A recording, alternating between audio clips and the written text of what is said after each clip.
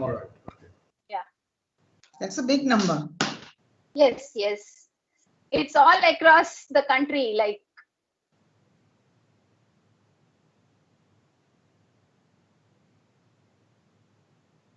Ma'am, you are not audible. You have muted your microphone. Yeah. Yeah. I just wanted to know, how are we planning to go about this? Would we be asked? Start? Yeah. Yes, we are starting. We are starting, ma'am. We are starting. Yeah. Yes, ready. Om Namah Shivaya. Om Namah Shivaya.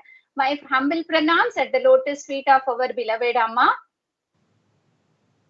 I am Mrs. Anupama Rao, Vice Principal of Amrita Vidyalayam Mangalore, and your host for the evening. A very good evening to all the audience and the eminent speakers who are connected with us today here for this webinar. I pray that may her love shower abundantly on all of us. Welcome to AV Virtual Summit 2020 on online classes and internet safety, organized by Amrita Vidyalayam Mangalore, Vice Principal of Amrita Vidyalayam Mangalore, and your host for the evening. A very good evening to all the audience and the eminent speakers who are connected with us today. It is an indeed awesome response. I pray that 2 days live seminar with registration coming from all across the country. Welcome to AV. During the pandemic lockdown, every inch of Indian education has witnessed a sudden change on implementation towards the education deliverance, as you all know that. A major challenge faced in this regard were by the schools. A sudden transformation from conventional teaching methodologies and learning environment into a digital world was a sudden challenge. Yet, we define it as a challenge rather than a problem, because India has always been a challenging country and we shall overcome it. In order to address these challenges and look deep into the ground reality of the present education deliverance, and with the sole intention to extend hand-in-hand support post-pandemic for this 2-day session, which is going to be handled by the education experts of India, has been organized so that we can arise, awake, and educate each other. In this 2-day session, we will have talk sessions from our experts, panel discussions, and question and answer sessions. All our viewers may drop their questions and doubts in the comment section of the live video. We will definitely try to answer maximum of them, subjected to the time availability. Now, to elaborate on this, I would like to welcome and introduce you all to today's chief guest speaker and expert trainer for CBSE, soft-spoken, highly skilled, and we call her as the encyclopedia of education industry, Dr. Vasanthi Thiagarajan. I don't know about the encyclopedia, but okay.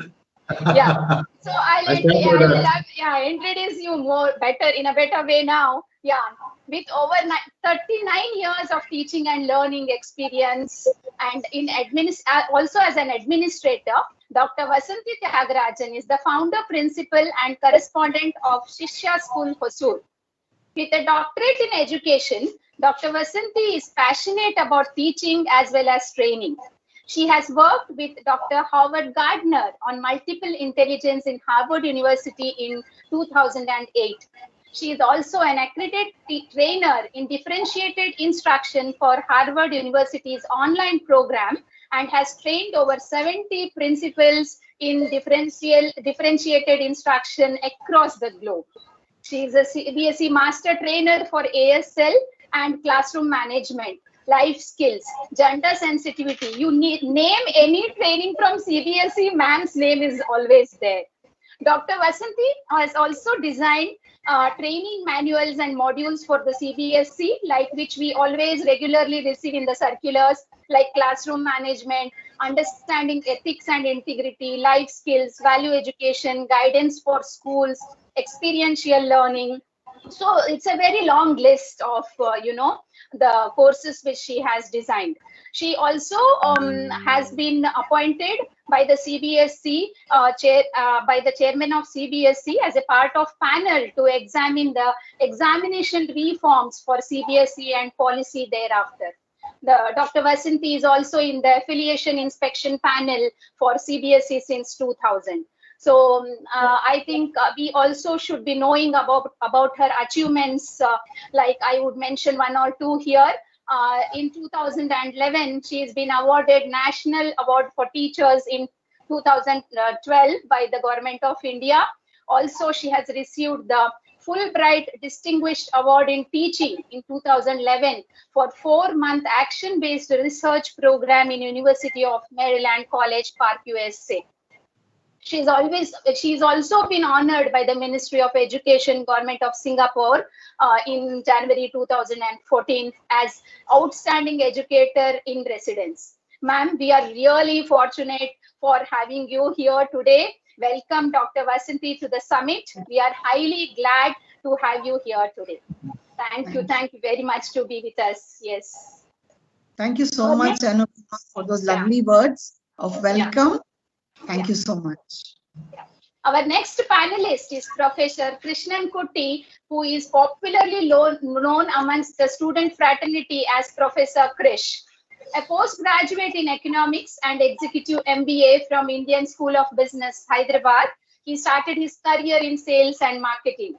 Krish is also proficient trainer in life skills for engineering and MBA students. He is a certified international trainer for Mac Singapore, specialized in international behavioral science and international teaching methodologies. He is not out of the place. It's not out of the place to mention that Krish is the most sought person for training and motivational speeches by the CBSE schools in Kerala. He has conducted over 500 workshops in the states of Kerala, Tamil Nadu, and Karnataka for the students as well as parents. So here he is today to speak about the management of mental health issues for all the ages. Welcome, sir. Welcome to the session. Yeah. Thank you so much. Thank you so much for a lovely introduction. So how are you both feeling here today to be a part of this session? Madam? Feeling good and looking forward to interaction with participants. I know most of them are going to be teachers in this session and probably heads of institutions, part of management maybe. And we could be having parents too. We are open for questions and we'd like to steer the whole thing with Mr. Krish's support so that we go forward. Yes. Thank you. Always ready. Always ready. Professor Krish, please, what about you? Oh, I would certainly like to add a little more from what ma'am just mentioned. It's been lovely associating with Amrita Vidyalayam teachers and parents and students, and been doing that. In fact, I had come to your school about a year back. Yes, exactly. Yes. Dr. Vasanthi ma'am, know her for quite some time, and I mean, what you mentioned about her is absolutely true. She may or may not agree, but I vouch on whatever you mentioned, and the teachers are going to be really benefited out of her talk. Mine is, of course, on a mental health episode, which I'm sure would be able to share my thoughts on that. So it's a lovely evening. It's a lovely evening. Let's start on with ma'am and then hear. Let's proceed. Yes. So all the best. All the best to this. Thank you. So I would just give a brief introduction of other speakers too. We would also be having a talk from Dr. K.T. Shweta tomorrow on mental health, and also by Mr. Rohit Manglik on girl child safety and cybercrime. Also, our own Mr. Srivalsal Menon would be elaborating on internet security. So these sessions are planned tomorrow, however. Today, we will get started with our first topic, the online classes, the challenges faced by the teachers and parents as well as students during the online classes in the COVID times. Yes. So I would just take few minutes to just elaborate on this, the necessity of this particular session, why we chose this session. So as students and teachers, we have spent so many years teaching and learning in the campus and in the classroom. But the coronavirus pandemic has resulted in the closure of the schools and colleges, and education has changed dramatically from last 3 months. So there is a considerable rise in e-learning, whereby teaching is executed remotely from the digital platforms. So as ma'am knows very well, to ensure the academic year, academic year doesn't suffer much disruption on account of the lockdown, and to provide uninterrupted learning, the Ministry of Human Resource and Development, the HRD Ministry, has been asking constantly the schools and colleges to teach the children through online classes, while making several platforms available for them for conducting the classes. The NCERT also has developed a curriculum to suit the online education platform. Ma'am would elaborate on that probably, which is known as alternate academic calendar. So the alternate academic calendar, which I would want to touch upon here at this point of time, because it is an amalgamation of online and offline classes, where offline classes is basically for the lower grades, where there is some they have problem with the internet bandwidth and the connectivity issues. So, and these kind of offline classes are theme based, where themes are mapped with the learning outcomes. So teachers can utilize the content from the alternate academic calendar for providing the students interactive learning experience. So the complete format, as ma'am told, format of teaching is changed now. So it is student centered, but more of the onus lies on the student, and as they have to progress in their own pace. There is no monitoring or supervision as it was in the normal classrooms. So communication is the key for the online classes. Students require a very clear instruction and prompt feedback from the teachers. So teachers have to make sure that they provide student clarity on what to submit, how to submit, where to submit. They have so many questions when it comes to online teaching.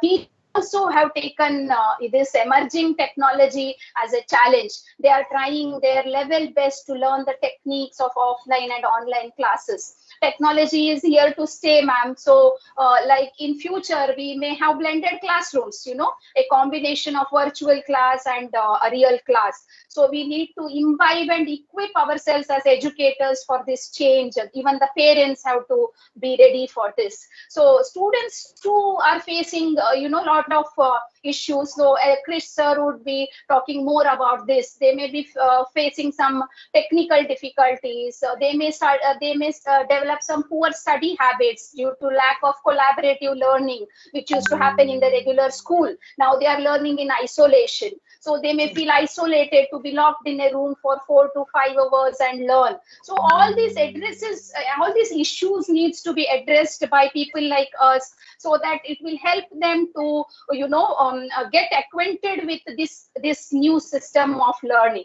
So approach towards the assessment also has changed. The method, the rubrics of assessments has been modified. Variety of digital tools are used for assessments like PPT, quizzes, project-based learning, e-portfolios, like flipped classroom, so many things happening. So it is more like feedback on the lesson and the self-assessment of the student rather than, a real assessment which used to happen all these days. So even before the COVID-19 outbreak, I would say that e-learning was growing at an unprecedented pace. But now it has really taken a different turn. It will be interesting to see the changes which it is going to bring about in the education system. And it is going to, whether we have to see whether it is going to stay forever. So let us explore the challenges which we are going to face during the online classes. Now this was just a gist of what we are going to talk about. Now I request Vasanthi ma'am to take over and share her expert opinions and experiences with us regarding the online classes. Over to you, ma'am. Thank you. Thank you so much, Anupama. A very good evening to all the members who are present here in such large numbers and responding so beautifully to the call for this program. The title by itself is self-revealing in terms of talking about managing online classes during these COVID times. And I think Anupama has covered quite a chunk in her opening address. But what I do is I will try to kind of utilize this opportunity to talk about what my school possibly must have done. That's more important, the experience of my own school. And it could be somewhat similar to what others also are undergoing. Or if mine is different, it means others learn from this. And I could also learn from other participants who put up queries today. So the learning journey anyways is always happening, whether it is a seminar or a conference or whatever. So the first thing is I want to point out to the fact that this change was unexpected. So we have a lot of talk about change management and training on change management. All that is there. But when the real change happens, more often than not, it is unexpected. And if the change is unexpected and people...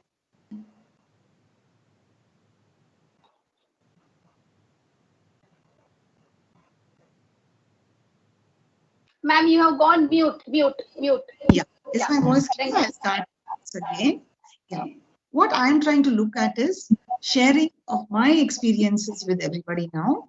And I'm looking more from the point of view of what we have done in my own school. I think that makes more sense when you talk about your own experience to others. And along with that experience, we are trying to look at learnings that others could have, and we're trying to merge that into this presentation now. So first, what I would like to speak about is that when this happened, Anupama, we have realized that this was an unexpected change. So all our training on change management and all that is fine. But the truth is the fact that change, when it happens with challenges, it puts people off guard. You're not expected to face challenge at that point in time. So for all of us, around March 19th, I think the information about the COVID virus that was sweeping the earth already had happened world over. Somehow we took it very lightly and said, oh, it's just another phenomenon. But the moment things started widening, the number of cases and what have you, and people, especially in Europe, started looking at this as a phenomenon beyond what they expected. That's when the world woke up, India included. And there were very few cases in our country in the beginning, if you were to compare the trends around Europe versus India. So when it trickled down into India, it was a trickle actually. So we just assumed it's going to be yet another change, and schools were running. The CBSE had already launched its examination. Schools were planning to close by April. All that was on the calendar. Suddenly by March 15th, the slow warnings started coming in that schools will need to wind up. Things are not what we think they are. It's something beyond us. And suddenly, March 19th onwards, we were asked to just clamp down and close. So that's why I call it unexpected, because we didn't think that it would be so early as March 19th to suddenly shut your school down. And we were not even prepared to kind of close on that day. It simply meant the next day you cannot work. Now, that's not going to be easy for any institution to manage. But then it is inevitable that one of the first things we have to realize as principals, as head of institutions, is that any change which happens, even if it is not really your way of looking at that change, the first thing you got to do is not resist that change. Because when you resist it, it's a very negative block on you, and all thinking will stop, including creative thinking. Creative thinking needs relaxation, and it needs a supportive platform. So what we did was, the moment we knew that, okay, there is a deadline, you have to shut down the schools by the 19th of March, exams were suspended, children hadn't completed their 12th class, last few exams. Luckily, the 10th, more or less, their core subjects were done. The school had not completed its annual exam schedules. Many schools, mine, we just managed to finish on time. And continuous assessment in the lower classes, yes, it got done. But what happened was, we had to get around very fast to managing the situation. So you can't resist the change. You got to take the change and plan proactively. And luckily for me, I must mention again in this platform, like I did the other day, I have a very good team of coordinators who also rose to the occasion with me. It doesn't mean that there's only one leader who's going to take the school across. Is my voice audible? Yes, ma'am. Yes, ma'am. So there's not just one leader who can just take a school across. You need a team, and the leader will have to lead sometimes from the top. Sometimes the lead could happen from bottom up, and it could even come from the middle, but lead has to happen. So we took the call, and the school decided that we would plan very carefully how to go about handling this from the 1st of April. So we were fairly good at technology, not that we were terrible at technology. The school, like you already said, many of us were into a lot of web-based learning. I wouldn't even call it online, I would call it web-based. And we had a lot of platforms like, we use a lot of MS Teams for children's work in school. And more of it was like MindSpark, an adaptive learning program in mathematics from Educational Initiatives Ahmedabad. Our children are all used to it. They work in school and they work at home. So when this happened, telling children to move into an online platform was not really difficult, at least as far as we were concerned in Shishya School. But then when it came to managing on a day-to-day basis, that was a totally different cup of tea. And we had to close one academic year, get ready with our so-called promotion lists. All this had to be done online. And after that, we have to move into what we called the so-called online class. So we started our online class with the trickle April 1st week. We had designed study schedules for our children, put it across for all of them. We made sure that there were gaps between the study schedules, 15 minutes gap, half an hour sometimes. Smaller children had very short duration of study schedules, understanding the focus of children. It's very limited attention in the lower class. So you can't expect children to sit in front of a screen, say for 20 minutes, 25 minutes and watch something. They are used to a teacher teaching a class. They're used to a teacher interacting with them, involved. The interpersonal relationship is very strong in a live class. I mean a face-to-face class. So these challenges had to be addressed when we took the online schedules. But we managed it and we blended both the scholastic subjects as well as the co-scholastic. So children had something to look forward to every day. They would get some craft work to do using only materials available in their homes. So they could use paper and recycle it and make origami, right? We taught them lots of skills like that, a little bit of drawing, a little bit of sketching. So we didn't trouble parents to go around and buy materials and all that stuff.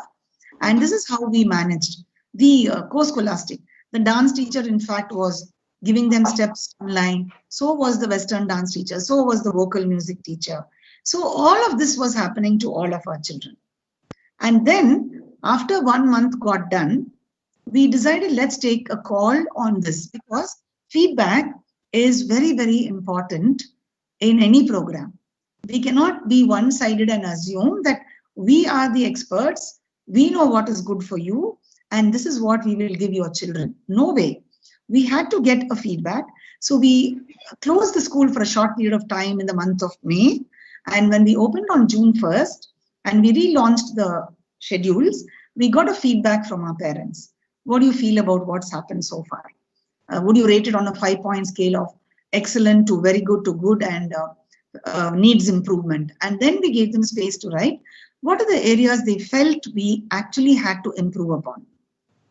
Because in my humble opinion, the students are the first stakeholders who are affected by this. And unless and until we make those students comfortable, making teachers equipped is not the solution. It is a part of the solution. But ensuring that the other side, children are comfortable at home, parents are equipped to manage the change, both need to be given a lot of attention.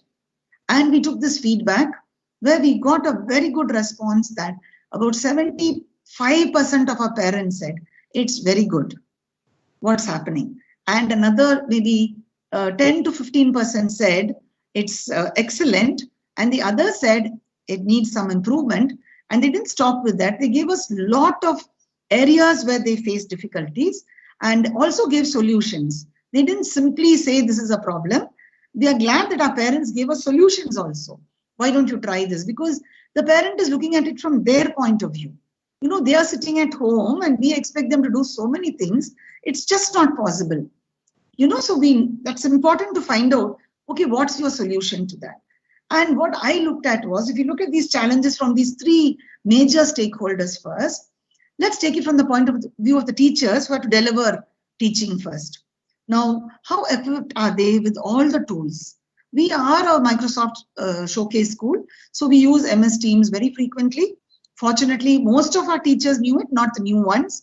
So we had to indulge in little bit of training for the new teachers, how to equip themselves to get into Microsoft, handle the class note, post your notes there, assignments, Microsoft forms. The list is endless. It's not simply getting into the domain of Microsoft. They need to be trained on that.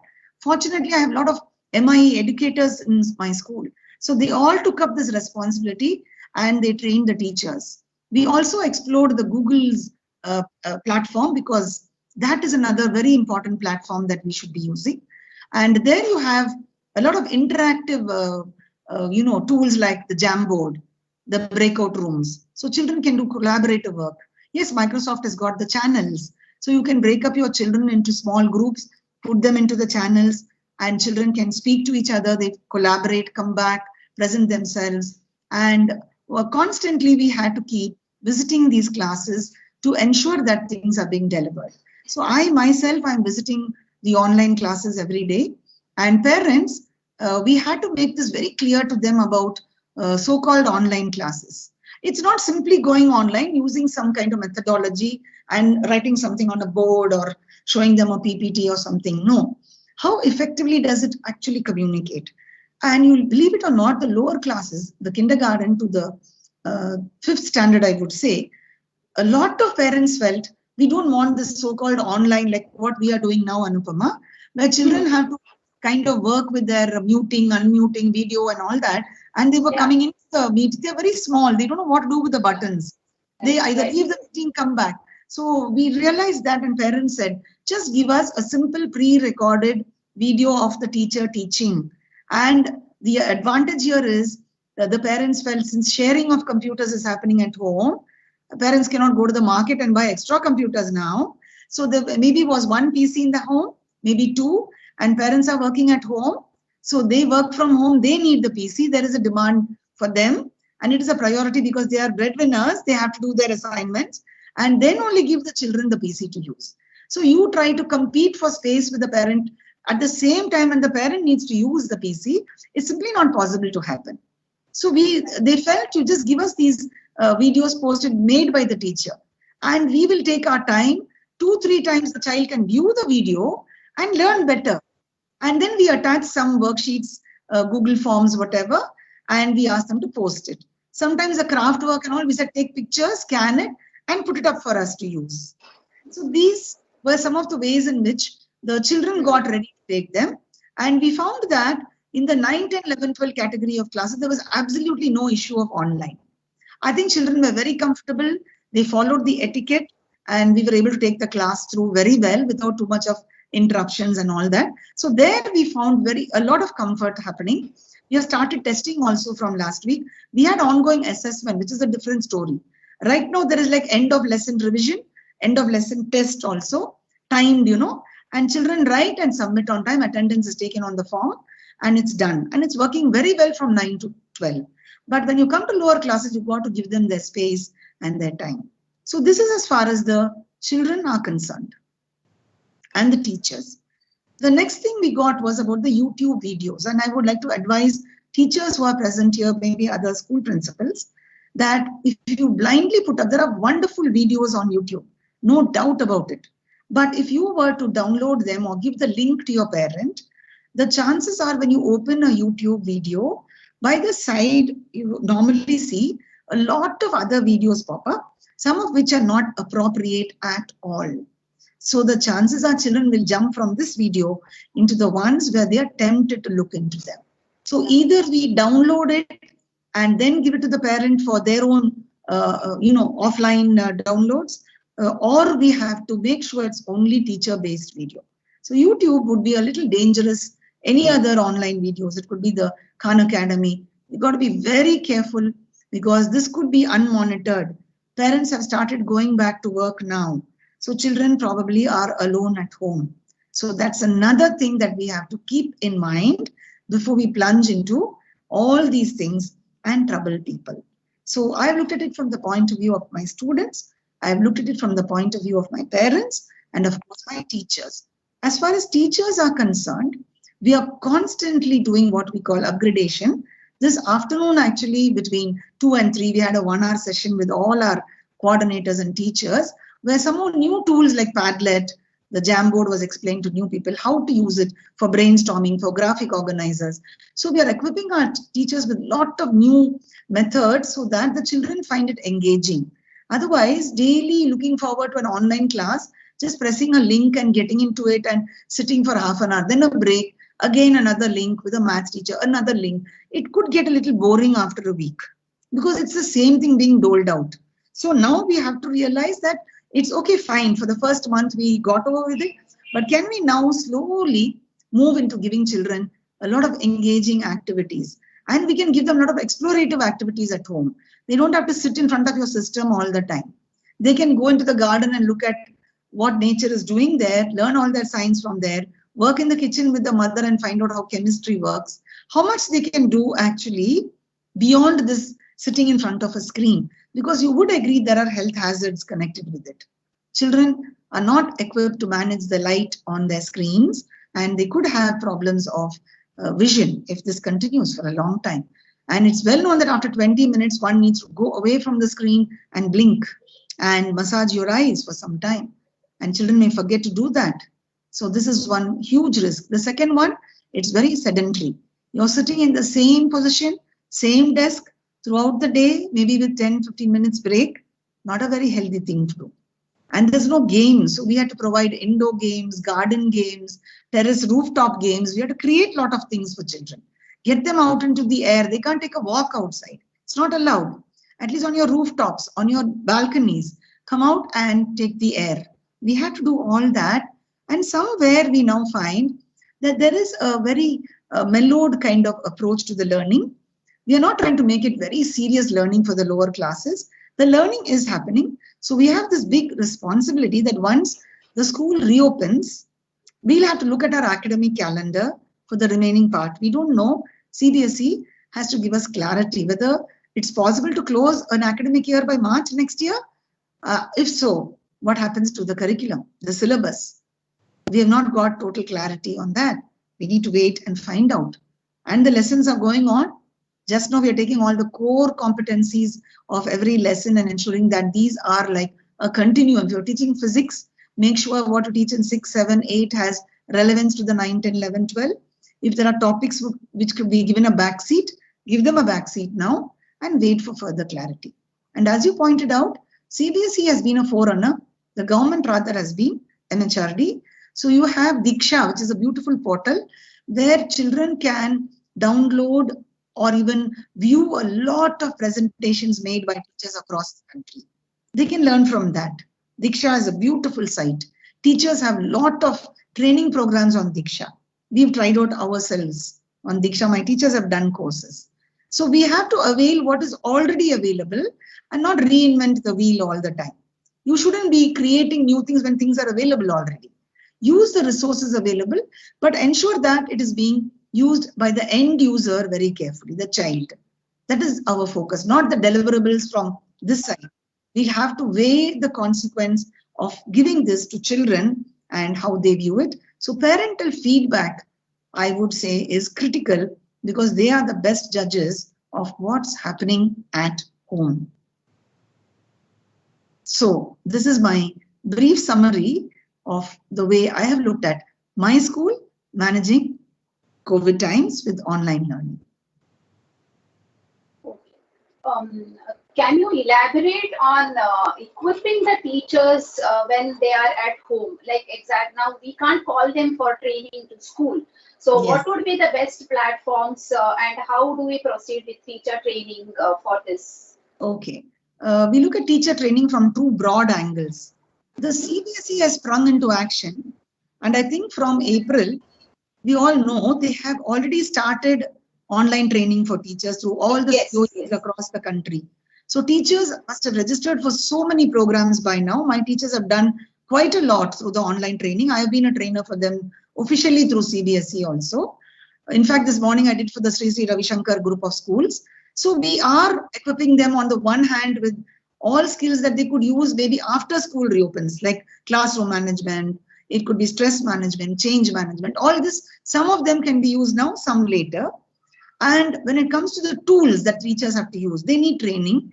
And the school has to realize that you just cannot fix some time that you want at our convenience. We'll have to talk to all our teachers. In our school, normally teachers would ask for some time like 4:30 in the evening. Like today, most of them are attending your program because you started only at 4. And they have classes through the whole day. So they need a break and then to join your class. So they are here in the session only because you had it at 4. If you had this class even at 3 o'clock, I doubt my teachers would have joined. So the timing is important when you want them to come for training. We have to realize that this teacher today is sitting at home, and it is not a school where you can allot work for the teacher and tell her, please use your school time well. This is home time where this teacher is not simply your teacher under your employment.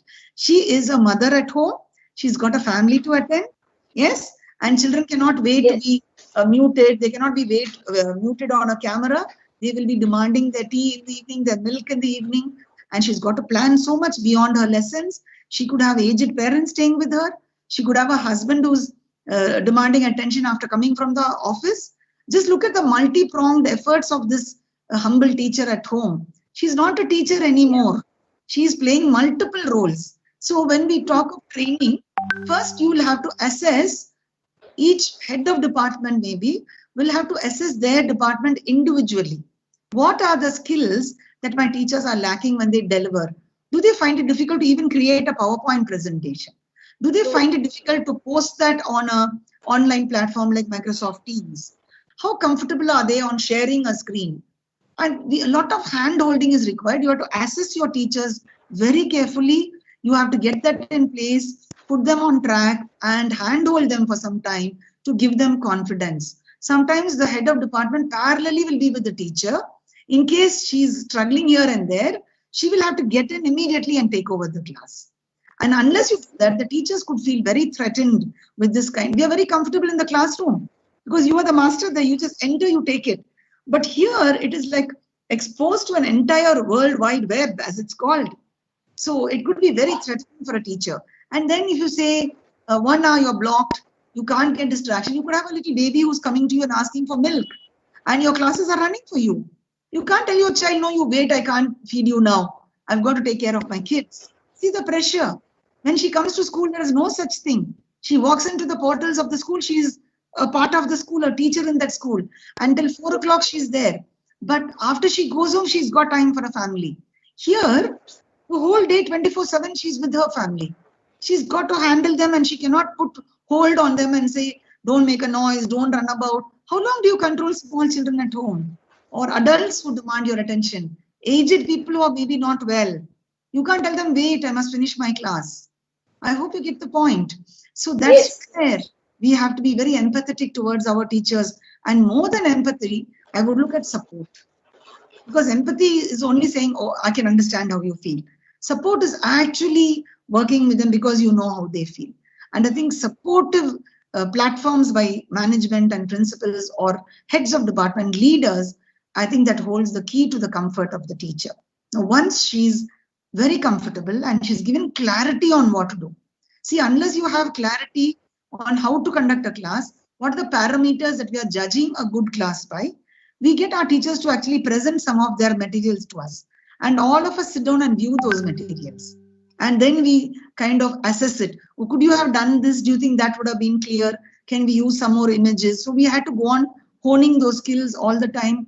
Then the teacher works on it. They present something more and they say, this is how I did it. You see, this learning journey is as continuous as in the school, perhaps more challenging now, more challenging for the teacher.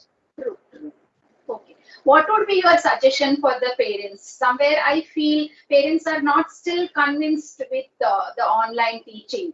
So how do they get acquainted to this new scenario, and how are they going? Means they have to change the mindset, but still they are not convinced because they're used to the traditional classroom teaching. So somewhere they feel this is not making that kind of impact. So what is your suggestion, or what is your opinion about that? I agree with you, because remember that the main stakeholder is the child, and the parent has concern for their own child. If I had a child, I would also react or respond in the same way. So as heads of institution, instead of reacting that parents don't like it, we have to find out what are their concerns. Because they are used to an offline class or a face-to-face class, it is but natural that the parent is trying to resist the change. But let me tell you very honestly, after 1 month of work and the feedback I got, I do not see resistance. You know why? Probably I would say I had given a lot of clarity to my parents. I had given them an opening letter, a very detailed, it was not a circular, it was like a beautiful letter I drafted addressing my parents, telling them let us rise to the occasion. I used the we factor. I didn't say you do this and I will do that. I said let us work together. It's not going to be easy, but we've got to move on. And unless you take your parents into confidence, your body language, the way you speak, what you tell them, it's enough to put them off. They get scared. What are they afraid of? Their children's future. Is it not natural for a parent to feel afraid? Yes. Now, is it not the responsibility, therefore, of the school first to reassure the parents that there is a body above us, the CBSE, the Government of India. They are primarily responsible for solving this problem of lopsided work happening right now.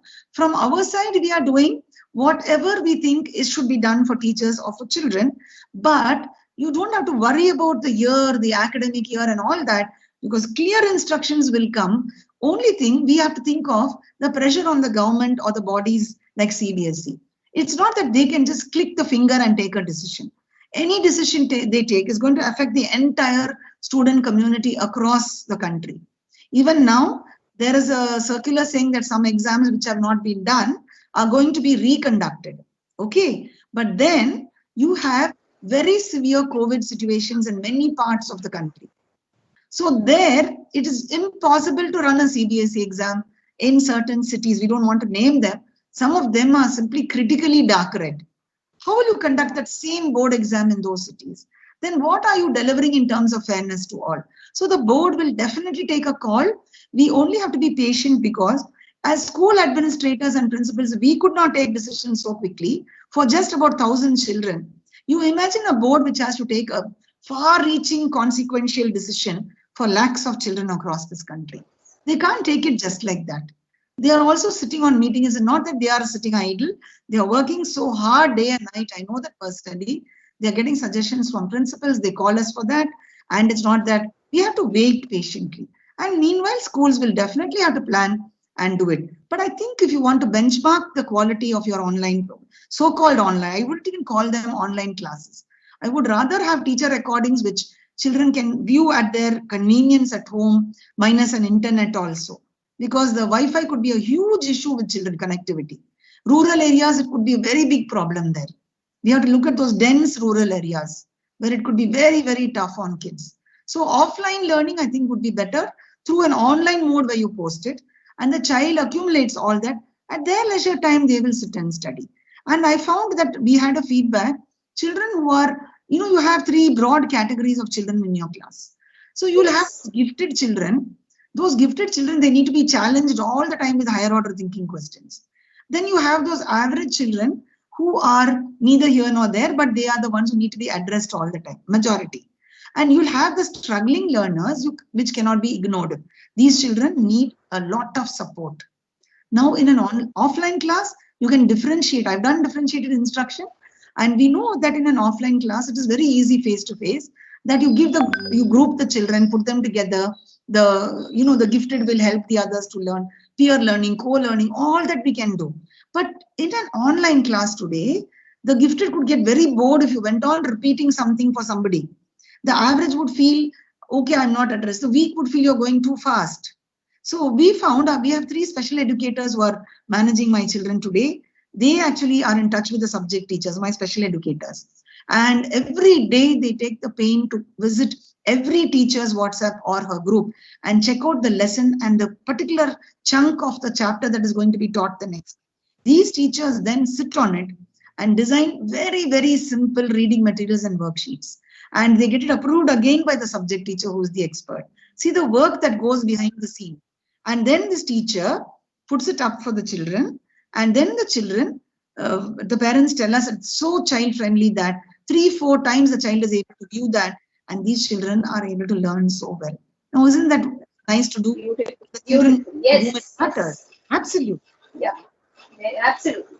Yes, ma'am. We are getting a lot of questions from the viewers, but Sure. as of now, I think we are having a separate question and answer session at the end of the summit. That's So we will be now moving to Krish sir. So I request sir to come online and throw some light on the mental state issues, like exactly what people are going through, the students, parents, as well as teachers, how to manage the mental health at this difficult time of pandemic. Over to you, sir. Thank you very much, ma'am. Yeah. Thank you. I'll call you back for the question and answer session towards the end. Yeah. Thank you, ma'am. Madam, thank you so much for a lovely description about the live classrooms. And it's me. I'm sure that quite a few of you would have seen my face at your schools. How many of you have seen? You can say yes, yes, yes, yes, yes. All right, I've been going through, yeah. There are quite a few of you would have seen me and heard me also talk to your students. And in some occasions where I had also addressed the teachers at various Amrita Vidyalayams across the country. Now, the topic given to me by ma'am is about the mental health.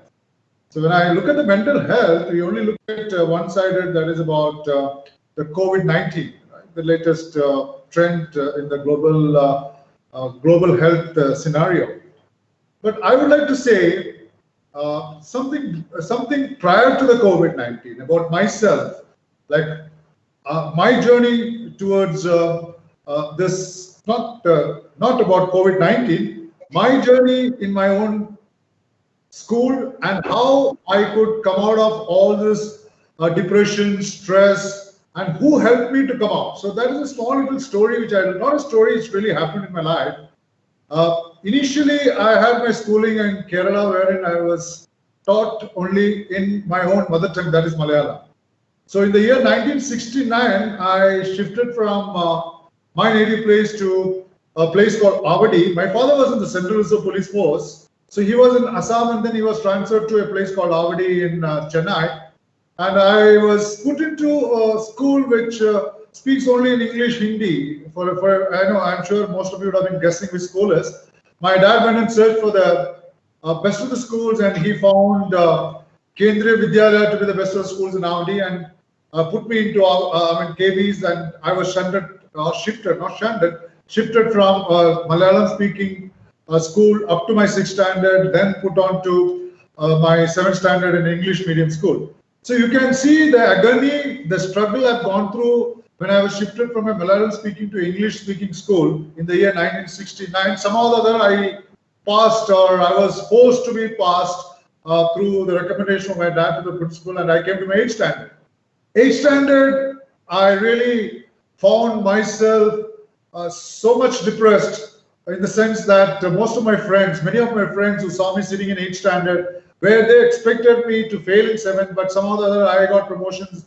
And when they saw me in 8th standard, they were stunned and they started teasing at me. They started making fun of me. And I used to literally cry every day in the sense that I have no support from anybody. When people tease me, they all started talking to me in English. Kabhi kabhi Hindi mein baat karte the. I never even understood a word in English nor in Hindi, even after I studied for 1 year in 7th standard. Some teachers in 7th standard used to mock at me, make fun of me. So I came through that sort of a totally unacceptable stress in my life. And then in 8th standard, I thought, okay, that's it. So that's it in the sense that I'm so fed up in life that let me take the last resort. You know, the last resort of a child is to commit suicide. And teachers, you would believe or not believe, I went to the extent of committing suicide. But then, before I did so, I went to my class teacher, one Mrs. Susan Chaco, and told her, "Ma'am, look, I'm not here from tomorrow." And she asked me a question, "Where are you going to?" I said, "I'm off. I'm not here. I'm off." And she said, "What are you going to do? Are you going for a picnic or some excursions?" I said, "No, ma'am. I'm not going to come from school to school, and I'm not going to be live from tomorrow." She said, "What are you going to do?" She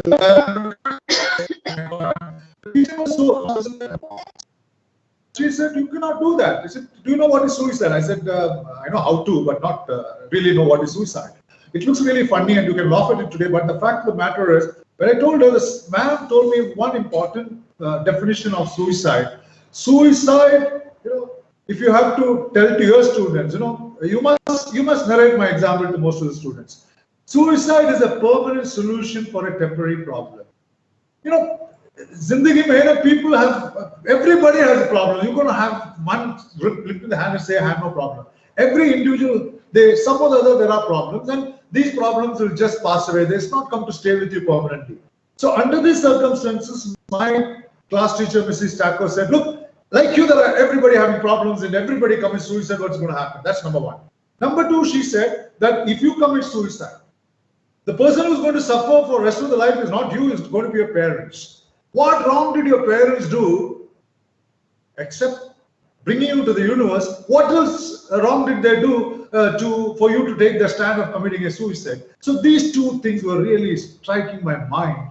And I decided, look, if I do that, my mom and dad is going to cry for the rest of the life. Let me not do this. And teacher said, all this problem will not come to stay with me. It's going to pass. And I said, one day I'm going to talk in English. One day I'm going to talk in Hindi. And I said, let me try my best. And I asked the teacher, how do I speak in English? How do I speak in Hindi? She said, baat karo yaar. Log hasne do aapka baatchit sunke. No issues at all. You speak the way you want. And each laughter that you see in your life when you speak in English and Hindi would be the motivation factor. And I started speaking in English. People started laughing. And I just forgot what is committing suicide. And today I'm alive. And I salute my teacher, Mrs. Susan Chacko. But for her support, but for her guidance, but for her directions, I would have taken the stern stand of committing a suicide. Why I'm saying this, teachers? Teacher's job is not to educate on a particular subject. A teacher's job is beyond the classrooms, beyond teaching, and you have to use that extra time of yours to really educate on the values of life, which I'm sure most of the Amrita Vidyalayam and of course many of the other schools do across the country. So this is my story on stress and what a role a teacher can play. And I'm sure many of you are watching me are teachers. Please be a teacher at home, and when you come into school or when you get into the teaching spree, be a parent to a child. I repeat this, be a parent to your student and be a teacher in the school. This is my advice to most of the teachers, because I've gone through those stress, I've gone through that mental disorder, I would say, when I couldn't speak in English and Hindi. People made fun, and it was my teacher, Mrs. Chacko, who gave me the second life in myself. So that is one part of it. So teachers can play a very prominent role in bringing a better health for the students. That's number one. Now, when we talk about stress, or when we talk about depressions, when we talk about mental health, it is not just the COVID-19 or the coronavirus which brought those stress to our children. I'm sorry. Even if you look at the pre-coronavirus or the COVID-19, most of the students were stressed. See the type of journey they go through from morning till evening and evening till next day morning. My God, when you come to the school, they're under stress, they're under learning spree, each class after class after class after class after class. When they go back home, it is tuition there, especially those senior children. They don't have time for physical training, they don't have any games, no sports, they're more into just learning. And each of the parents are really pressurized them. You must get into medicine, you must get into IITs, NITs, this. They're under tremendous pressure. And these mental health problems have not come new. And on top of it, the technological advancement that also have put them into a lot of trouble. And most of this trouble is coming, or the stress is coming, because of the comparison. Each parent have not really understood the potential of each of the child. Every parent wants their child either to be a doctor or an engineer. And if you don't get these two, it's going to be something called a disappointment. I'm sorry. There are more than 3,000 to 3,500 jobs which are available, different types of jobs. It's not just a doctor and an engineer. Please forget it. Please forget it. If you want the list of jobs that are available within our country, I can share it with you all. So I think we must get out of it and try and put lesser stress on getting into these IITs and NITs. Please, I think that is the stress which I'm going through, because I went to a place in Kota, that is in Rajasthan, the type of everyday suicide taking place. You open the newspaper every day in Kota, you will find this child, that child, this child, that child is not able to stress because she or he is pushed beyond their potential and capabilities, and they end up committing suicide. So the stress is not just the child develops by himself or herself, the stress is posed by the parents, by the relations, sometimes from the school. So I think we must really avoid this altogether. So this is one part of it. The other part of it, which I like to talk into all the teachers who are listening to me today, is the technological advancement. You know what's happening today? If you ask a student, they're confused. I agree with them, they're totally confused about the future, not because of the coronavirus. Even if you go to the students of 10th, 11th, 12th, 8th, 9th, and they're totally confused. You know why? Because looking at the advancement, technological advancement, the future of our children is quite volatile, uncertain, and unpredictable. They are not sure as to what's going to happen regarding their job opportunities. And I agree with them that 40 to 45 to 50% of the current jobs will vanish. I want to ask you questions to the teachers who are here attending my session now. If I say to those my dear little teachers, if I ask you a question that in the next 10 years, the bank employees' job will be replaced by robotics, you can say yes or no. In the next 10 to 15 years, the job of a doctor will be replaced by maybe an artificial intelligence or a robotic doctor. Number 3, in the next 10 to 15 years, all those products that we consume will be manufactured under 3D. You can answer me. In the next 10 to 15 years, all those diseases will be cured under genetic programming. You can answer me yes or no. In the next 10 to 15 years, the streets, whichever city you're coming from, would be manned by not policemen, robotic policemen. In fact, if you want to add, in Chennai, the Commissioner of Police, Mr. A.K. Viswanathan, has already brought in policemen of robotic nature, which can run 38.2 miles. Somebody's I think speaker is on. If you can off it, will be good. You know, 38.2 kilometers per hour or miles per hour is the speed of a robotic policeman. So will the streets find more robotic policemen covering the policing of the streets? So that's another question. The other question is, if someone does history, geography, will he become a computer scientist? You can answer yes or no. If somebody would do, let's say, geography, can he become a space technocrat? You can answer me yes or no. So for all these questions which I asked is going to really happen. So, you know, with all this confusing mind saying to our children that the future job is going to be replaced by robotics, it's going to be a mental health problem for them, because they are coming to your school not just to get their CBSE certificate, not to just clear off their 12th standard. They are coming to your school that they go for higher studies, pick up a job and live a happy life. That is what their objective is all about. So my question is to solve these problems of mental health because of the technological advancement, because of our children not very sure about their future. We talk about artificial intelligence, we talk about deep learning, machine learning, IoT, cyber securities, blockchain. We put all this thing and say, hey, when you go into the next 10 years for a job, you won't find a job. In fact, if you ask me in Amrita Institute of Medical Science, Kochi, we have 3 or 4 robotic doctors already there. So what is the idea of we pressurizing our students to write NEET, qualify, and then become a doctor? When she or he goes to the hospital, they don't find a job because their job is taken away by robotics. So there is a confusion, there is a mental stress. Am I taking the right studies? Am I taking the right school? Am I taking the right career? So my suggestion, to put them off from this stress, we need to know that this girl or boy is capable of becoming a doctor. This girl or boy is capable of becoming an architect. This girl or boy is capable of becoming an engineer. So I think that initially, to get off from the stress, one should know their potential, and these potentials can be known if the schools are able to conduct something called a psychometric test. If you conduct those psychometric tests, our children will know, yes, I can be a good doctor, I can be a good engineer. It is not enough that you become an engineer, but you must become an engineer who would excel himself or herself as the best engineers in the country or in the world.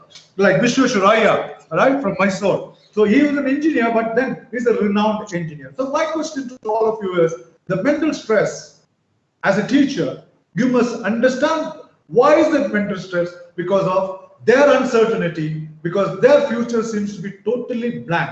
Can we remove those mental stress and then get them back into shape? So one is to understand through psychometric tests. In fact, if you're listening to me, you can make a note of this. We have introduced a sort of a psychometric test in our website. My website is www.amrita.edu. Can you make a note? www.amrita.edu.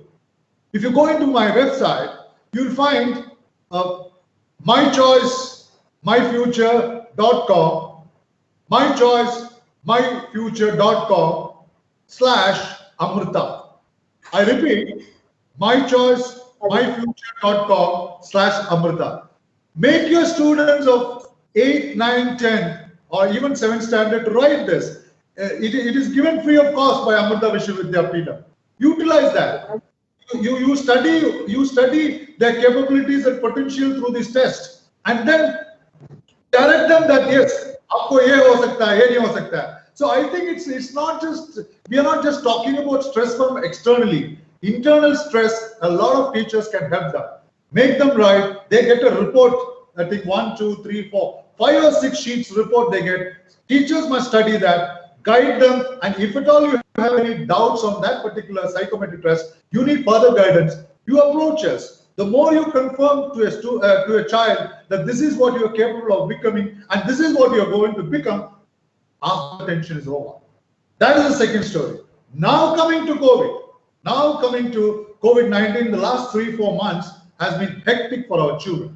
I think for the teachers also it's been hectic, a change from a classroom to a remote teaching process. It was classroom teaching and learning process. It has been a tremendous change, and it takes a long time for teachers to get adjusted to this live stream of teaching and students to learn. On the health front, Madam did mention about the eyesight, but the most important part which I would like to stress here is you must make your students healthy. Now what I'm saying, if you have to be mentally strong, you have to have a proper health, and you must make your children from your angle, to get out from the stress and that depression. How do you make them more healthier? Now, most of our students, I've seen them sitting on a television or sitting on a laptop. The parents, to make them concentrate on your live class, they give them a lot of snacks. They eat a lot of snacks. As usual, in the school, they eat only during the interval. Now, a lot of snacks get into their body, and you can find the size of each of the children little bloating up, and excess weight is dangerous. So we need to control the obesity of our children. Otherwise, these live classes will go on. In the 8 to 10 months, when you see the child somewhere outside, you won't recognize, because from, let's say, 30 kgs, he or she would have gone to 45 kgs. So you need to have a lot of exercise. If you want the mind to frame itself to get off from those depressions and stress, you need to exercise yourself. When you say exercise, it's okay. You can play football and cricket and volleyball in the house. You can play some music at home. Please play some good music, and let your son, daughter dance. You also dance with the children. It's a good exercise. Make your children climb those stairs. If you're staying in an apartment, let them come from the ground floor to maybe the 5th or 6th floor. Climbing the stairs is a good exercise. So I think, physical exercise, whether you are on a live class or whether you're in a classroom, it's required. Because I understand that if you have to attack virus, if at all it attacks us next, we should prepare our child physically fit to say no to viruses. So this is okay, 2020, I'm sure, I'm very positive that already in the next few months, couple of months, we will have some vaccine, something to get rid of this virus. Already we have MGR University, Medical University, they already have found out a vaccine. How authentic, I don't know. Serum in Pune, a company which is already have found yet another vaccine. There is latest news which I hear from Dr. Vasanthi, from not our Dr. Vasanthi ma'am, Dr. Vasanthi from Krishnagiri has also found out some vaccine for this. So, you know, that part of it taken care. So nothing to worry. I don't think that we need to go talk more about this COVID. It will come and go. We need to be safe ourselves. The security part of it, government regulation need to be followed. But the main problem is physically, you know, give some excellent type of food which will stand down to fight corona. There are a lot of videos which has come into that. So that is on the dietitian part of it. But then you should make your children's mind stronger.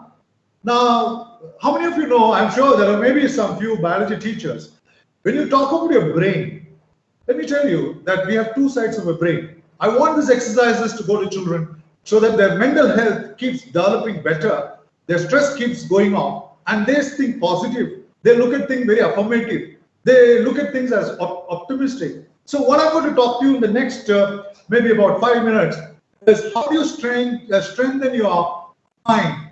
Because you know the brain, what you have two sides. One is the left hemisphere and one is the right hemisphere. We give a lot of exercise for your body. Before I talk about the brain, if you want your brain to be challenged, saying that every day I think only positive, I look at affirmative, I look at optimistically, I think only good things in my life, I want you to exercise your brain. Now, when you say exercising your brain, how many of you, the first way to exercise your brain, give your children, what do you call this? You know what is that? Cubics. Give your child a cubic. Let your child play with your cubic. The mind develops. That's number one. The next is how many of you make your children open the newspaper? When you open the newspaper, you find something called a Sudoku, right? You'll find some columns. Make your children do that. How many of you do that? How many of you do this? Sudoku is another game, and video games. Make your children play the video games. Then make your child do one mathematical problem every day. That's 4, right? And do something different, like when you wear your pants, for especially the boys, or the pajamas. If you're using the left leg first inside, make your children use the right leg. See, why am I saying this? Is because, or if you are taking bath with your right hand, make your children use your left hand, because there are two sides of your brain, and your CBSE or your matriculation or your state government curriculum only makes left side of the brain function.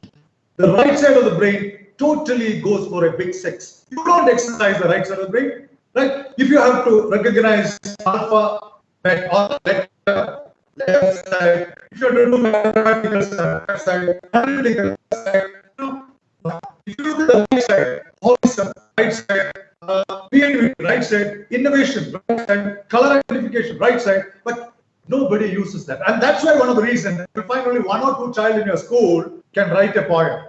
How many children have written a story in your school? How many out of 40 students, maybe 1 will write a poem? That's because to write a poem, you're thinking positive, seeing positive. So if you want to get out of this depression by good talks and positive talks, doesn't really matter. Make your child's brain more effective by using both sides of the brain. So left and the right has to work. The right makes the left work. The left makes the right work. If I have to lift my hand like this, the left side of the brain says lift. If you have to use the left side up, the right side says lift your left hand. So this is how it is. Left commands the right commands, and that's why if you have some problem with the right side, a paralytic attack, which means the left side of the brain is gone for a big 6. Now, I would end by saying that if you want to have an excellent mental health, keep your mind keep your brain more energetic.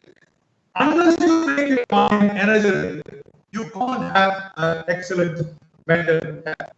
Now, from my side, if you can do those exercises with me, right? If you're ready to do exercises with me, please do this exercise. I'll give you about 4 exercises or 5 exercises for your brain. If your children is able to do this every day for about 10 to 15 minutes, I'm promising you the mental health is going to be perfect. Let your child exercise the brain. It's a whole brain exercise. When I say whole brain exercise, are you ready with me? Are you ready with the exercise? I would say, my ma'am, Anupama Rao ma'am, you do this exercise along with me. Yes. Okay, here it goes. I want you to keep this finger like this, and I want you to keep this finger like this. And I want you to interchange this.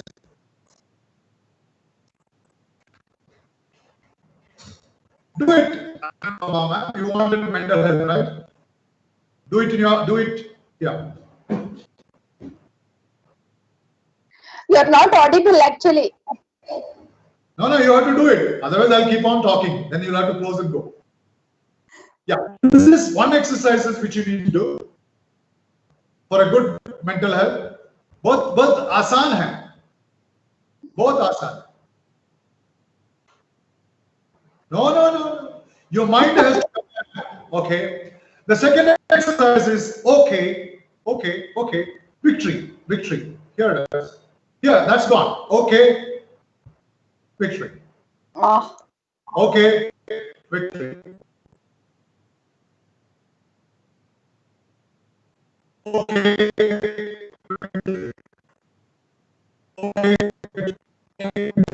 Okay. Victory. Come on. I'm not able to see your other hand. I don't know. You're cheating me now. Okay. Victory. Okay. Victory. Okay. Victory. Oh, this has proved to be. I've seen students who do this. They don't get into any depressions. I've seen that because your mind has to be fine-tuned. Please do it. Simple. We are not asking you to do some algebra and this and that. Very simple. Second exercise is this. The first exercise is this. All right. The third exercise is thumbs out, little finger out. Your thumb out, little finger out. Yes.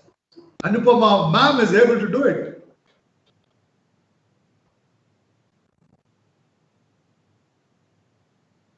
All the teachers are trying. I want to see the chat.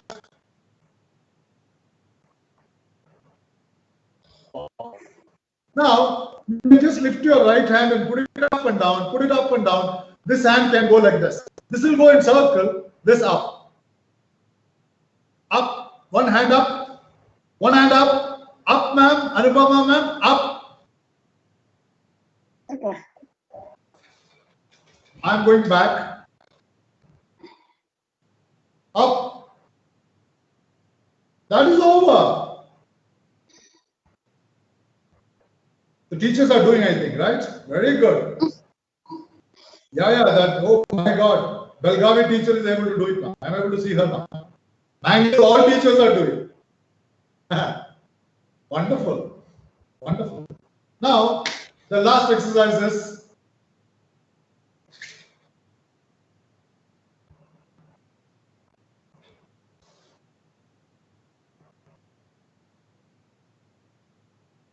very easy. The middle finger will stay where it is. The adjacent fingers will come down.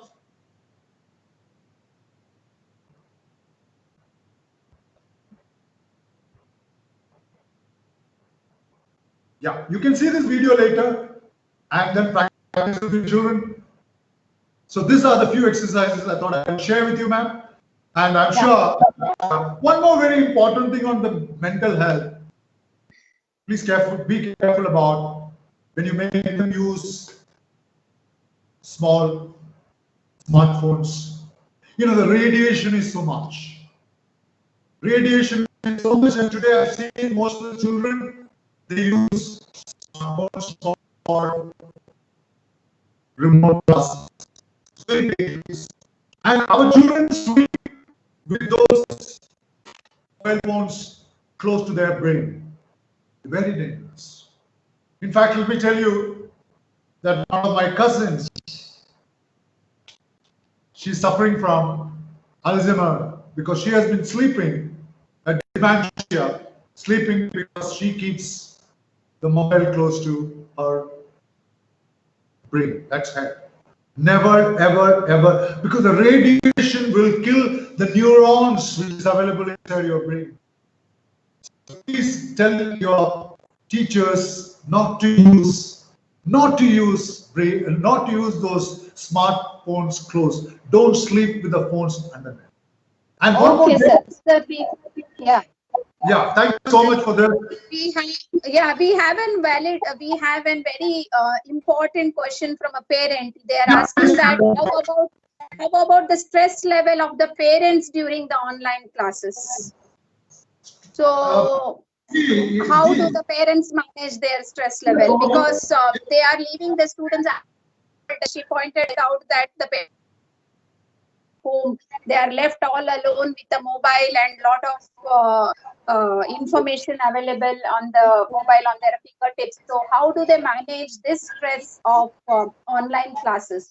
The parents are really stressed. If the parents have no control on those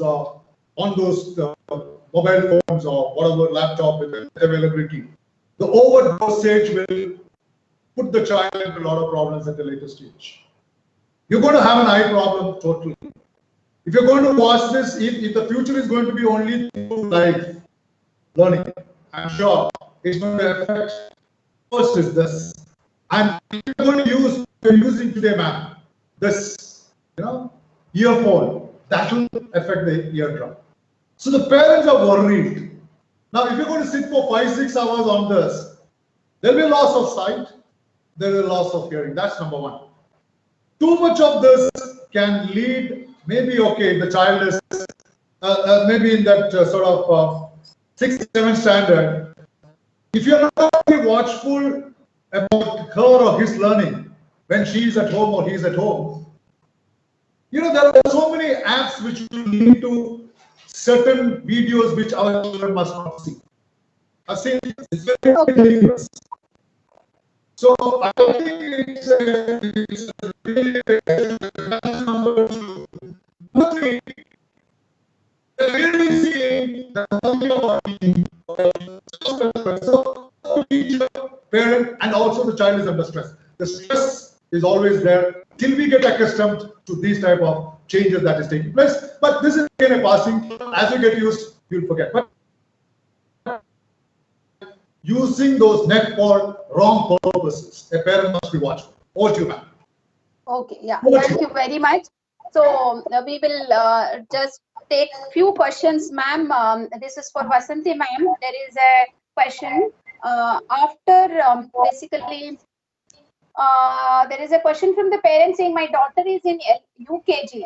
Every children require eye contact to communicate with the child, but over web platform it's going to be a lag or a challenge area. So how do you address this problem of the parent of being in eye contact with the teachers? Yeah, ma'am, your audio is off. Audio. Yeah. You hear me now? Yes. It's a very good question coming from a concerned parent.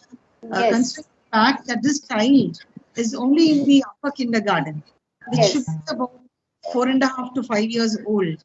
And naturally, the attention span of this child, even in a face-to-face class, is very limited. We have to accept that fact.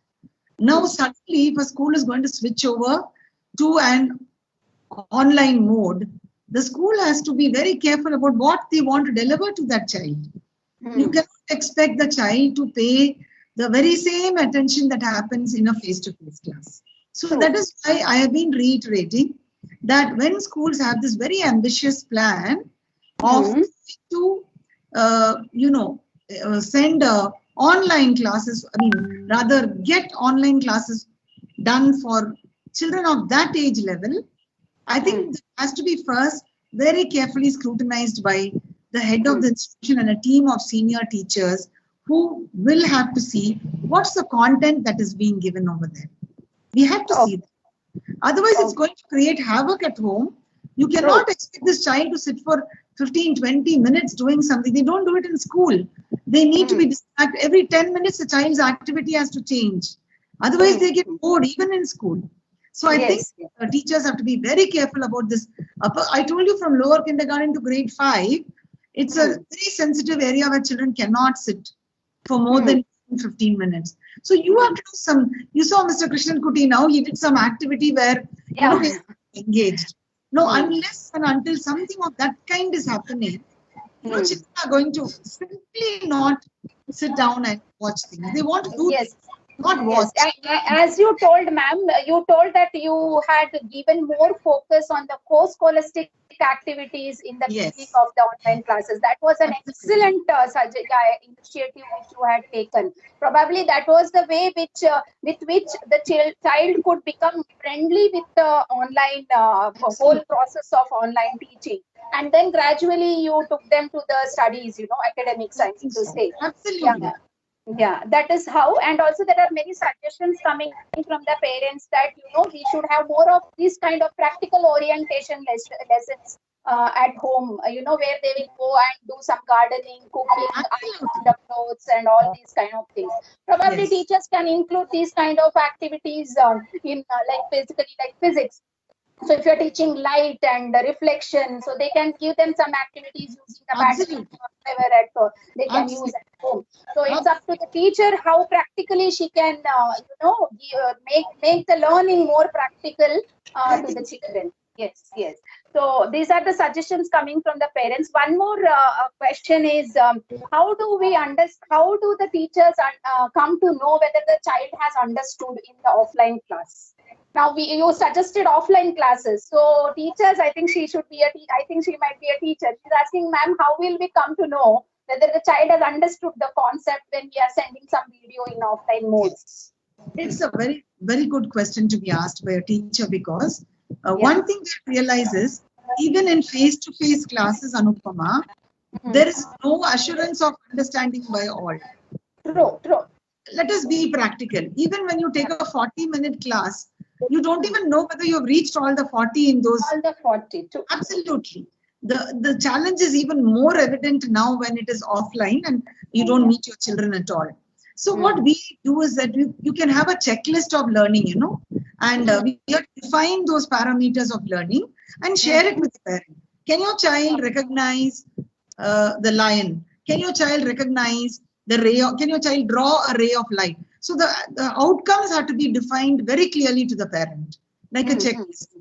And the parent will have to correlate. Now, one more problem here is all the parents are not fully, I would say, having a level of education, which will help this also. To even read your circulars in English, they may not be able to do that. Yes. In my own school who are probably first generation learners, children who are first generation and parents are not educated at all. So the school has this big onus of taking children forward. When you do this online class, all the more reason why the parent simply sees one child sitting in front of a PC or a phone, and they don't even know what the child is doing. This parent is not, I would say, having a very high level of literacy sometimes. So we cannot look at our sophisticated, well-educated parents. Let's look at those who can't do anything at all. That is why the teacher will have to hands-on experiential based activities, so that the mother can be somebody who didn't even pass class 5 and she's practicing farmer. She's a farming kind of person. She can do a lot of learning with the child, right?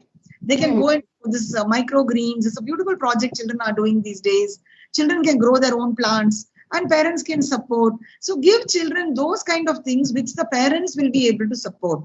Not challenge the parents into new domains of learning. It is not the parents' job to learn physics and chemistry and mathematics and then coach the children. They're not paying us fees for that purpose. Let's be very clear about that. Yeah. Yes. Right. This question is to Krish sir.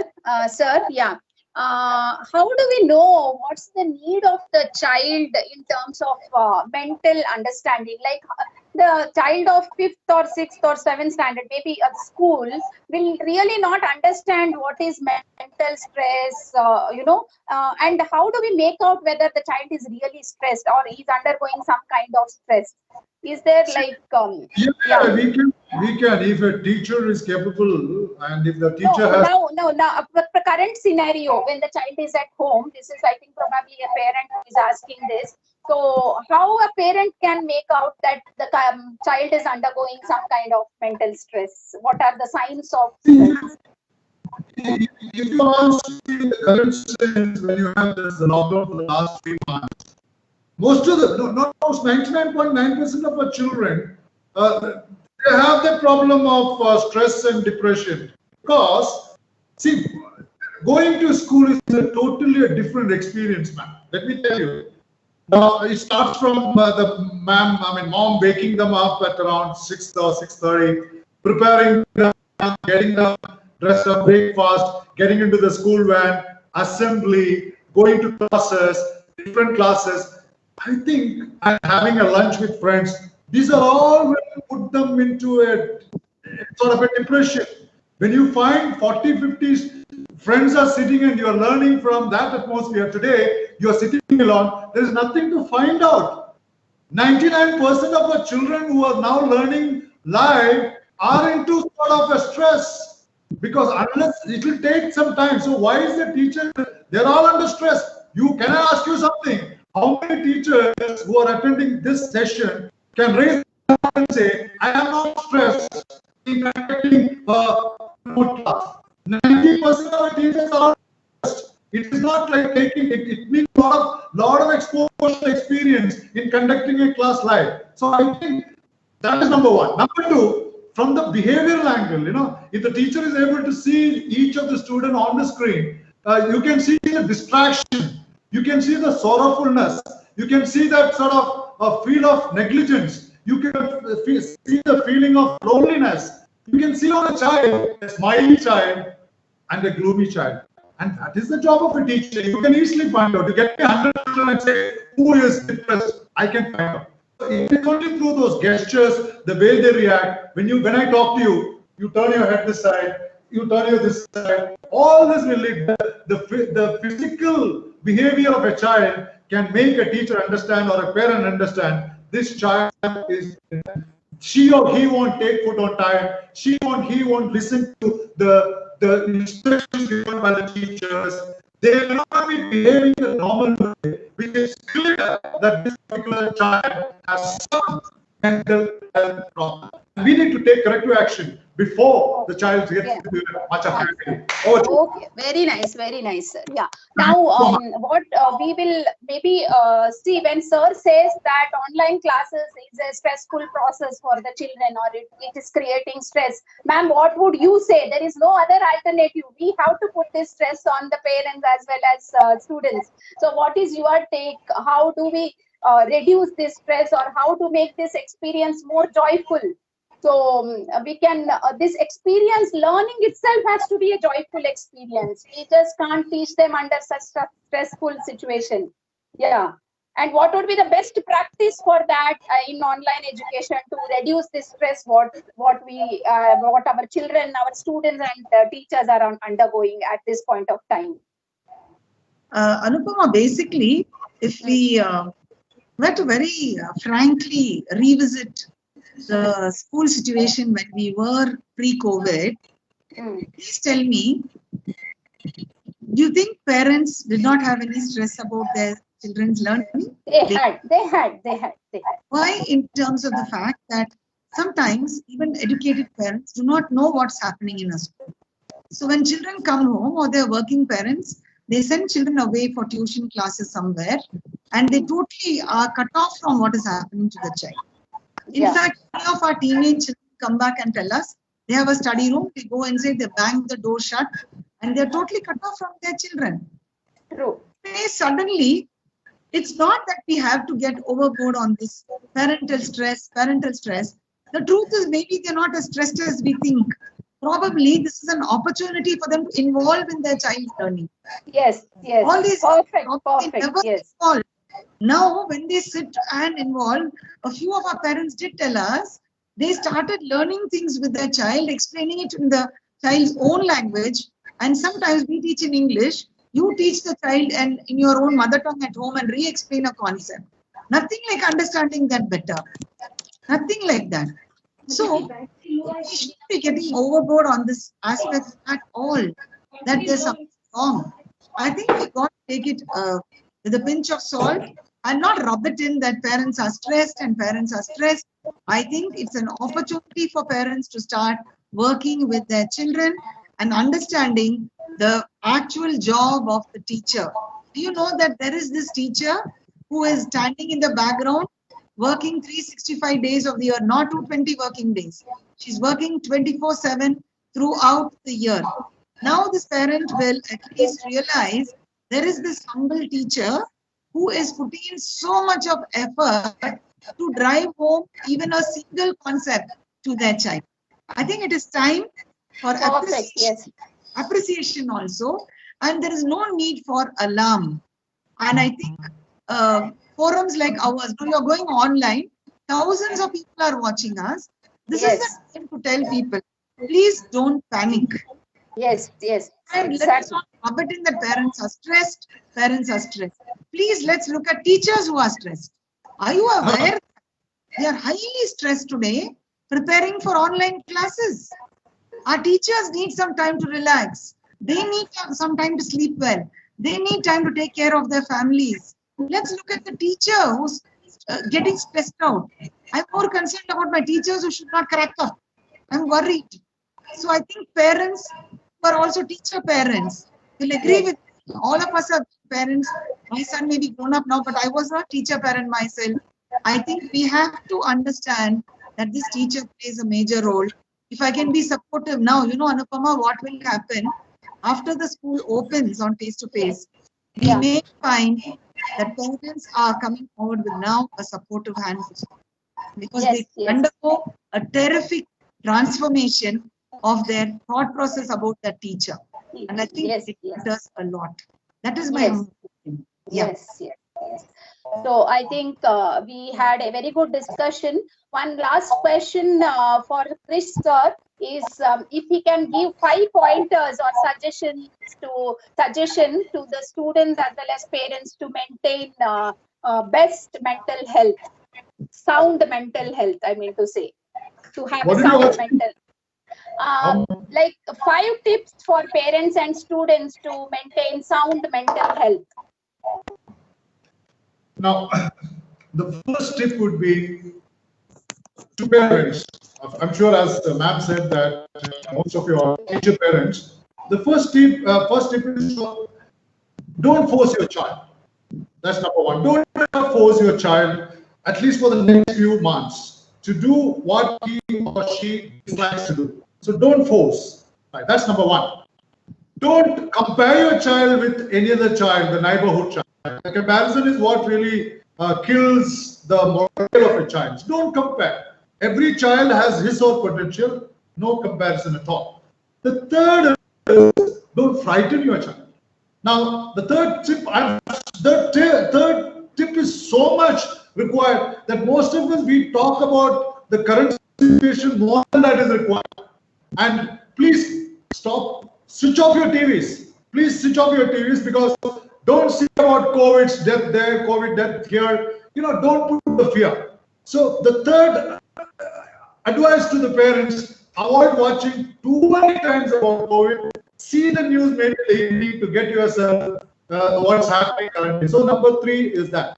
Number 4, an extra love. I'm not saying you don't love your kid, but an extra love and care will add so much of happiness in your child that she will or he will certainly would bring down those stress levels. Be with them for a little more time.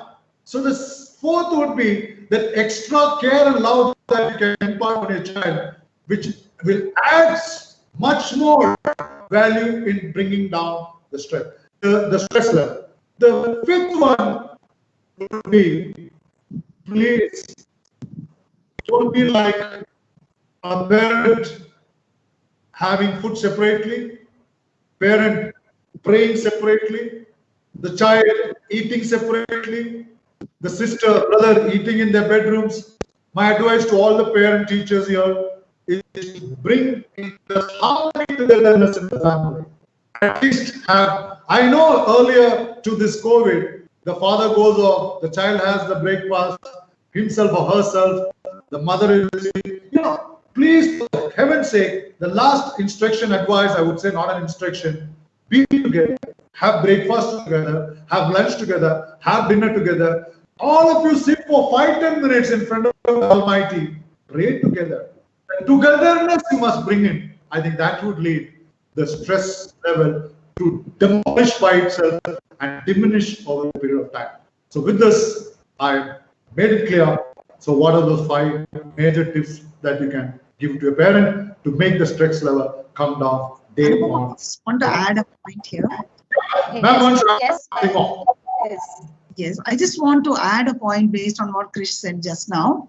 See, when he spoke about this comparison, I'm trying to address schools together as a body, and parents should, for God's sake, not compare one school with the other and say that school is doing this online class and this school is doing. I'm not talking about children's comparison. I'm appealing to principals and parents not to compare. Every school is unique. Every school has got its own methods of teaching online. Don't compare. In fact, Krish, I would request that we go into the collaboration and remove the competition among schools now. And remember, it's a common factor of a COVID problem. No more competition. It has to be collaboration and cooperation with each other.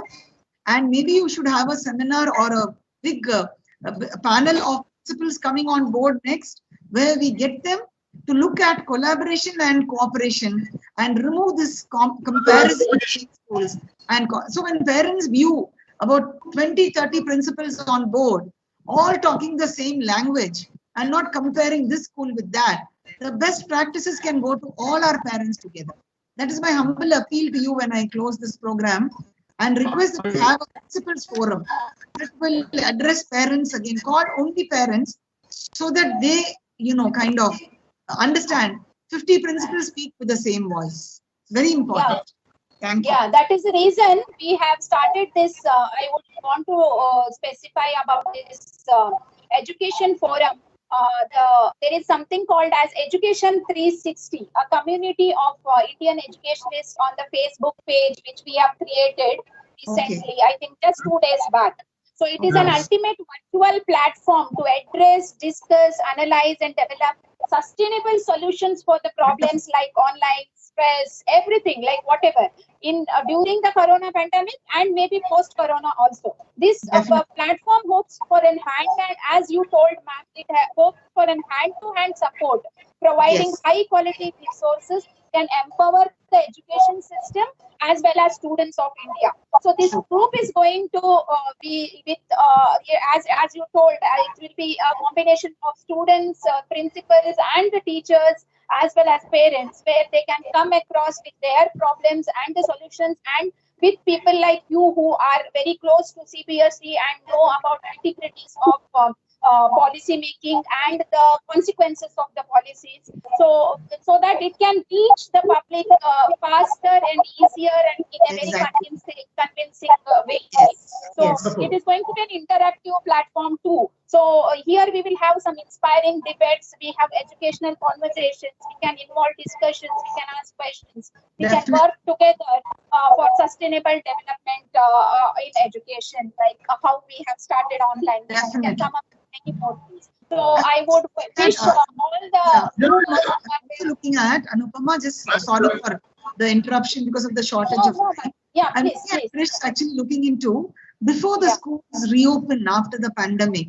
I think it is equally important to prepare for a post-COVID actually. Because children are going to come back to schools, and we must remember they come back with different backgrounds of experience of COVID. There could be many children who have lost somebody in the family. There could be children who have been deprived of so many things, like the father without a job. So I think, Krish, we need to take another program prior to the reopening to equip our teachers as well as our children and our parents to come back to school and it's going to take time actually for children to settle down, even with a face-to-face school in the future. Yes, yes, exactly. Easy.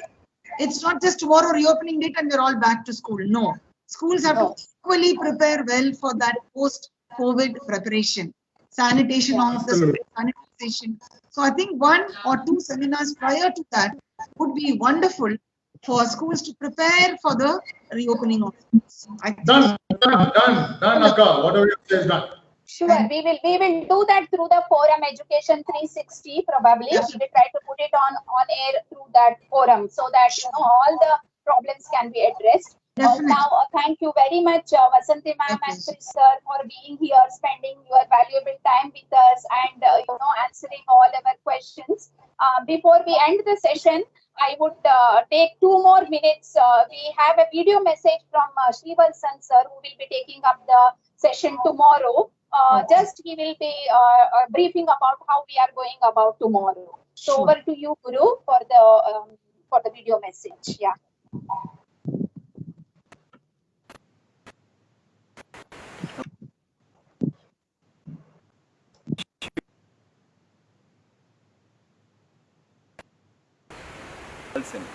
I head the IT infrastructure management at Amrita Vidyalayam. Thank you to you all for joining in this virtual summit 2020 Amrita Vidyalayam today's session. Tomorrow I'll be hosting security challenges that we face. See you tomorrow at 2 p.m. Thank you.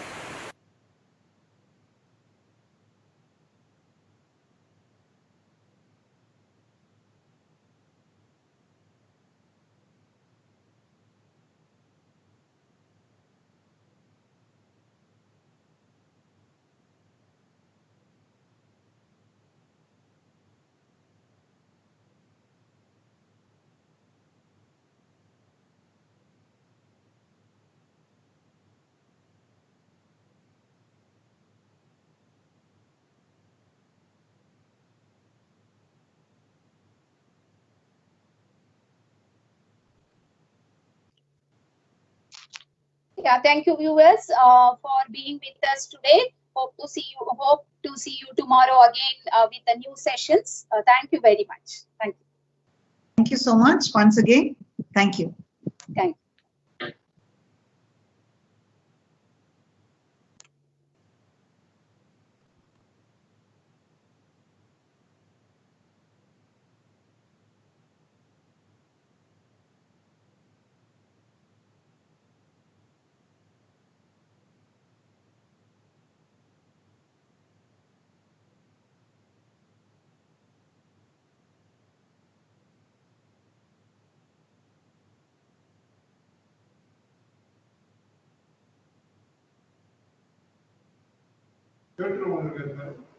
I didn't know that, yeah.